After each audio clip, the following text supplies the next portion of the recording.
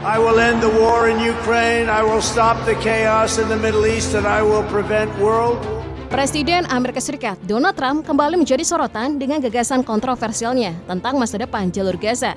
Ia mengusulkan agar wilayah tersebut berada di bawah kendali Amerika Serikat setelah warga Palestina dipindahkan secara paksa. Sebuah rencana yang langsung memicu kekhawatiran luas dan dituding sebagai bentuk dukungan terhadap pembersihan etnis. Gagasan ini tidak hanya menuai kecaman dari komunitas internasional, tetapi juga menciptakan perpecahan di dalam Partai Republik di Kongres. Meskipun sebagian besar anggota partai biasanya mendukung kebijakan Trump, kali ini beberapa di antaranya secara terbuka menyuarakan penolakan. Dalam konferensi pers bersama Perdana Menteri Israel Benjamin Netanyahu pada Selasa, Trump menyatakan bahwa warga Palestina akan dengan senang hati meninggalkan Gaza. Ia juga mengungkapkan visinya untuk menempatkan Gaza di bawah kendali Amerika Serikat dalam jangka panjang, dengan klaim bahwa langkah ini akan memfasilitasi pembangunan kembali wilayah tersebut, menciptakan lapangan kerja dan mendorong pertumbuhan ekonomi. Namun pernyataan Trump ini langsung memicu reaksi keras dari berbagai pihak baik di dalam negeri maupun di tingkat global. Banyak yang mengecam rencana ini sebagai kebijakan yang tidak realistis dan berpotensi memperburuk ketegangan geopolitik di Timur Tengah.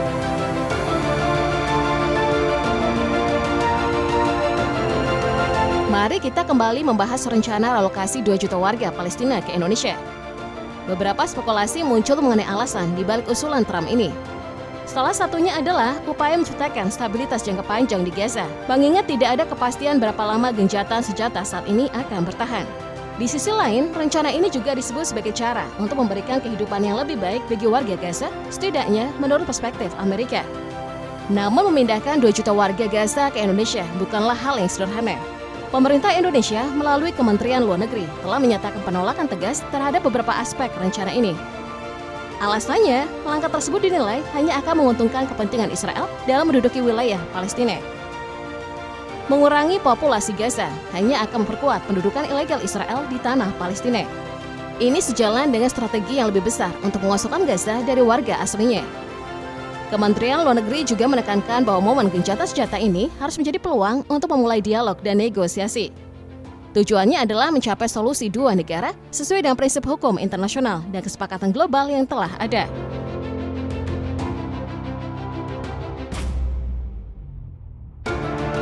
Meskipun Amerika Serikat telah membantu Israel menjalin hubungan diplomatik dengan sejumlah negara Arab, langkah ini bukan jaminan bahwa konflik di Timur Tengah akan berubah arah.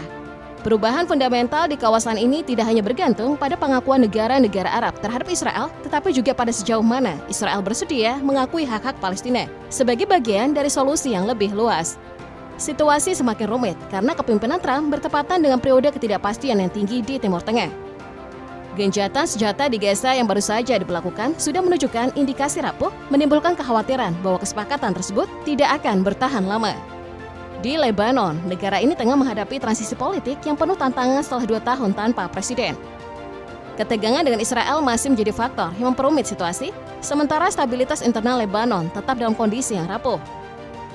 Di sisi lain, di Suriah, jatuhnya rezim Assad telah membuka jalan bagi perubahan besar dengan Hayat Tahrir al-Sham, kelompok yang dikategorikan sebagai organisasi teroris oleh Amerika Serikat, berusaha mengamankan posisi mereka dalam tatanan politik yang baru.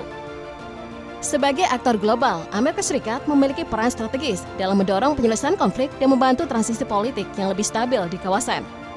Namun jika Amerika Serikat gagal menerapkan pendekatan yang lebih strategis, proaktif, dan kooperatif, mereka berisiko kembali terperangkap dalam pola respon reaktif terhadap krisis yang terus berkembang tanpa solusi konkret jangka panjang.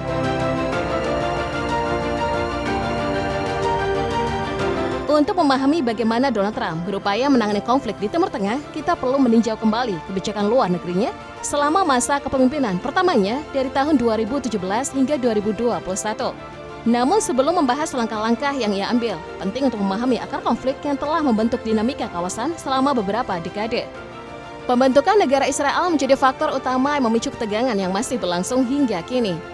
Saat Israel mendeklarasikan kemerdekaannya pada tahun 1948, negara-negara Arab, termasuk Mesir dan Yordania, segera melancarkan serangan.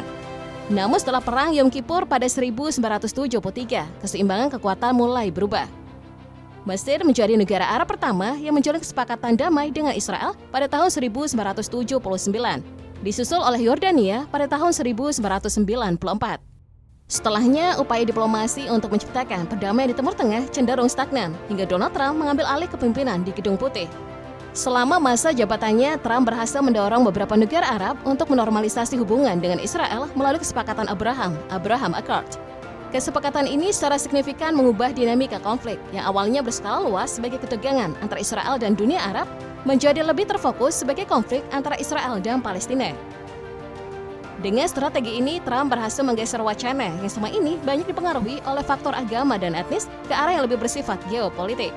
Setelah sukses dengan pendekatan diplomasi berbasis tekanan politik dan ekonomi tanpa intervensi militer langsung, Trump kemudian mengalihkan fokusnya ke Iran. Sebagai bagian dari kebijakan tekanan maksimum pressure, langkah pertamanya adalah menarik Amerika Serikat keluar dari kesepakatan nuklir Iran, yang dikenal sebagai Rencana Aksi Komprehensif Bersama, Joint Comprehensive Plan of Action, JCPOA. Langkah ini diambil sebagai upaya untuk memaksa Iran agar bersedia menegosiasikan kembali perjanjian tersebut dengan ketentuan yang lebih ketat. Menurut Trump, pencabutan sanksi dalam JCPOA justru memperkuat ekonomi Iran yang kemudian digunakan untuk mendanai aktivitas yang dianggap mengancam stabilitas kawasan, termasuk pengembangan senjata nuklir dan rudal balistik. Oleh karena itu, pemerintahannya berusaha merevisi kesepakatan tersebut dengan kebijakan sanksi yang lebih ketat guna menekan Iran agar tunduk pada persyaratan yang lebih menguntungkan bagi Amerika Serikat dan sekutunya. Selama periode 2018 hingga 2021, pemerintahan Trump mengambil langkah-langkah keras terhadap Iran dengan memberlakukan lebih dari 1.500 sanksi. Tidak hanya menargetkan Iran, sanksi ini juga berlaku bagi perusahaan dan individu asing yang melakukan bisnis dengan negara tersebut. Bahkan sanksi yang sempat dicabut oleh pemerintahan Obama dikembalikan dan diperkuat dengan aturan yang lebih ketat. Trump juga mendesak sekutu-sekutu Amerika Serikat untuk menghentikan impor minyak dari Iran dan memutus semua hubungan ekonomi, termasuk perdagangan dan investasi. Namun upaya ini tidak sepenuhnya berhasil menekan Iran. Ketegangan antara kedua negara semakin memanas yang akhirnya memuncak dalam serangan militer Amerika Serikat yang menewaskan Qasem Soleimani, komandan pasukan elit Quds di Garda Revolusi Iran. Di luar kebijakan terhadap Iran, Trump membuat keputusan kontroversial pada tahun 2018 dengan memindahkan kedutaan besar Amerika Serikat untuk Israel dari Tel Aviv ke Yerusalem. Langkah ini dianggap sebagai pengakuan implisit atas Yerusalem sebagai ibu kota Israel. Sebuah kebijakan yang dihindari oleh pemerintahan AS sebelumnya karena kompleksitas dan sensitivitasnya dalam konflik Israel-Palestina. Namun Trump meyakini bahwa langkah ini justru dapat membuka jalan bagi proses perdamaian di kawasan. Pada Maret 2019, Trump kembali membuat gebrakan dengan mengakui kedaulatan Israel atas dataran tinggi Golan. Selain itu, Trump memulai proses penarikan pasukan Amerika Serikat dari beberapa negara di Timur Tengah seperti Irak, Suriah, dan Afghanistan. Kebijakan ini merupakan bagian dari upayanya untuk mengakhiri apa yang disebut perang abadi di kawasan. Melalui kesepakatan dengan Taliban, Amerika Serikat setuju menarik seluruh pasukannya dari Afghanistan dengan imbalan jaminan keamanan dari kelompok tersebut. Meski kebijakan ini dikritik oleh banyak anggota Partai Republik, justru mendapat dukungan dari Partai Demokrat. Secara keseluruhan, kebijakan Trump di Timur Tengah mencerminkan pendekatan yang tegas dan tak jarang kontroversial, dengan dampak yang masih terus bergulir hingga kini.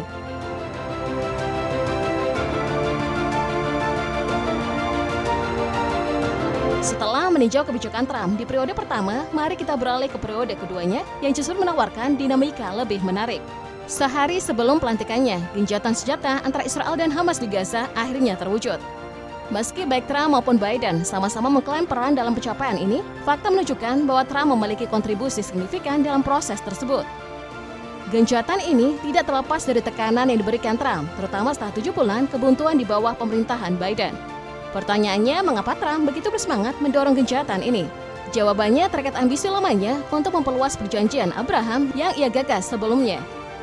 Gencatan senjata di Gaza dijadikan sebagai langkah awal untuk mewujudkan rencana tersebut. Yang menarik, gencatan antara Hamas dan Israel ini disebut sebagai hadiah dari Netanyahu untuk Trump yang baru saja kembali menjabat. Sebagai balasan, Trump juga dikabarkan memberikan hadiah rahasia kepada Netanyahu yang diduga terkait dengan keberhasilan kesepakatan ini. Bagaimana dengan Iran? Ketegangan antara Iran, Israel, dan Amerika Serikat mencapai titik tertinggi dalam beberapa tahun terakhir. Kedua negara bahkan terlibat dalam serangan langsung, saling menargetkan infrastruktur dan aset strategis. Namun posisi geopolitik Iran mulai melemah sejak tahun lalu, menciptakan dinamika baru di kawasan. Kondisi ini membuat Iran berada dalam posisi yang jauh lebih lemah dibandingkan saat negosiasi tahun 2015. Bagi Trump, ini membuka peluang untuk menerapkan doktrin tekanan maksimum terhadap Iran dengan lebih leluasa. Dengan situasi yang berubah, Trump mungkin tidak akan menghadapi banyak hambatan dalam upaya negosiasi atau penekanan terhadap Iran. Periode kedua kepemimpinan Trump diwarnai oleh langkah-langkah strategis yang terus mempengaruhi dinamika Timur Tengah dengan dampak yang masih terus bergulir hingga kini. Di masa jabatan keduanya, hubungan antara Amerika Serikat dan Israel diproyeksikan akan semakin erat. Hal ini tercermin dari dukungan kuat pemerintah Amerika Serikat terhadap kepentingan strategis, keamanan, dan ekonomi Israel. Salah satu langkah konkretnya adalah pencabutan sanksi terhadap pemukim Israel di tepi barat yang sebelumnya diberlakukan oleh pemerintahan Biden. Sanksi ini awalnya dijatuhkan karena keterlibatan pemukim tersebut dalam aksi kekerasan terhadap warga Palestina. Langkah Trump ini menandai perubahan drastis dari kebijakan pemerintahan Biden yang sebelumnya memberlakukan sanksi terhadap berbagai individu dan entitas pemukim Israel, membekukan aset mereka di Amerika Serikat, serta melarang warga Amerika berinteraksi dengan mereka. Selama periode keduanya, Trump diperkirakan akan tetap memprioritaskan kepentingan Amerika dengan pendekatan yang lebih tegas terhadap pihak-pihak yang dianggap sebagai ancaman. Di sisi lain, ia juga akan terus mendesak sekutu-sekutu Amerika Serikat untuk mendukung posisinya. Meski begitu, fokus Trump pada Timur Tengah tidak akan berkurang. Kawasan ini bukan hanya menjadi medan ketegangan bagi kekuatan global, tetapi juga menyimpan peluang ekonomi dan keamanan yang besar. Dalam konteks ini, Trump diharapkan akan terus memperkuat dukungan Amerika Serikat bagi Israel. Namun tantangan mungkin muncul, terutama dalam upaya mendorong deeskalasi dan stabilitas regional. Dengan pendekatan yang tegas dan berorientasi pada kepentingan nasional, Trump diprediksi akan tetap menjadi aktor kunci dalam dinamika Timur Tengah, sambil memastikan bahwa kepentingan Amerika tetap terjamin.